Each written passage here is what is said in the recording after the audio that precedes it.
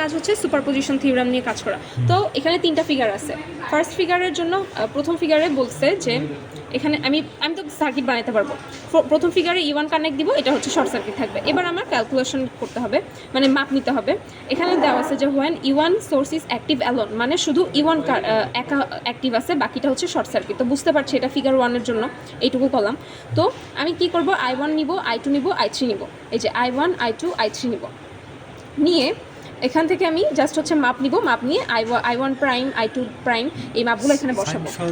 হ্যাঁ, সার্কিট লাগবে না, সার্কিট একদম আগের মতো, আগে দুইটার মতো, আগে যেরকম বানাইছি এখন জাস্ট আচ্ছা সার্কিট একটা দেখা দাও না, জাস্ট খালি একটা শর্ট সার্কিট আর ওপেন সার্কিট করা। আচ্ছা আচ্ছা, এই যে ধরো এই যে ফিগার 1-এর মতো, ঠিক আছে, শর্ট সার্কিট করে আমি শর্ট সার্কিট করেছি।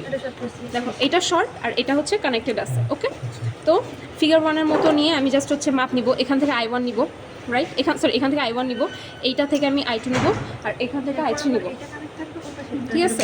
তো I1 I2 I3 নিলাম। এবার ফিগার 2-এ আসলাম। ফিগার 2-তে কি বলছে, হোয়েন এই কলামটা আমি লিখাই বুঝতেছি যে when E2 source is active alone, শুধু E2 একা অ্যাক্টিভ আছে আর বাকিটা শর্ট সার্কিট থাকবে। তার মানে কি আমি যে সার্কিটটা চেঞ্জ করি এখানে, আচ্ছা এই যে আমি দিলাম, আর এটা হচ্ছে তখন এই সাইড দিয়ে একটা E2 থাকবে। E2 ধরো আমি দিলাম 12 ভোল্ট দিলাম ধরো, ঠিক আছে, পজিটিভ 12 ভোল্ট। এটা আর কি ফিক্সড একটা থাকবে, এটা গ্রাউন্ডে গেল। Figure 2 complete. ফিগার 2-এর মধ্যে আমি I1 I2 I3 নিব। তাহলে এখান থেকে আমি I1 মাপবো, তারপরে এখান থেকে I3 মাপবো, আর এখান থেকে I2। তো এই তিনটাকে আমি এই তিনটা হচ্ছে আমি এই তিনটা হচ্ছে এখানে। তারপরে আমি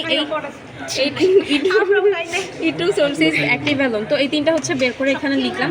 এবার কি বলছে, resultant current according to superposition theorem. এবার আমি হিসাব করবো, জাস্ট আমি তোমার হচ্ছে মাপ হিসাবগুলো মানে আমি ক্যালকুলেশন করব, এটা কোনো মাপ নাও না। কি করছে এখানে দেখো, I1 = I1 prime minus I2 prime, মানে এই I1 আর এই I1 বিয়োগ করছে, করে যে মানটা আসছে এখানে লিখছে। সেম ভাবে প্রত্যেকটা শুধু ক্যালকুলেট করা না, এইটুকু ক্যালকুলেট, কিন্তু সূত্র তো শুধু এইটুকু বের করা দাওয়াই আছে। হ্যাঁ, এইটুকু বের করো। এটার জন্য এখানে কি বলছে, when both E1 and E2 are actively যাই হোক মানে একসাথে অ্যাক্টিভ। হ্যাঁ, দুইটা তো 3 নাম্বার সাইড, তাই না? হ্যাঁ, 3 নাম্বারটার জন্য এখন ইয়া করে দাও, নিচে লাগাও। এটা কত, এটা নিচে লাগাও। আচ্ছা, মানে দুইটাই হচ্ছে একটা দুইটার একটা পজিটিভে একটা গ্রাউন্ডে, মানে ওই যে 2-3 এর মধ্যে সার্কিট হয়। তো জাস্ট ওইটার পরে আমি এখন এসে অ্যাক্টিভ হয়ে গেছে, তাই তো? E1 E2 অ্যাক্টিভ হয়ে গেছে। একইভাবে I1 I2 I3 বের করব, করে এখানে লিখব। তারপরে আমি দেখব যে দুইটা এটা মিললে ভালো, মিললে বুঝলাম যে আমরা কাছে ঠিক আছি, না মিললে তখন আবার করতে হবে। শেষ। 4 নাম্বার ডান।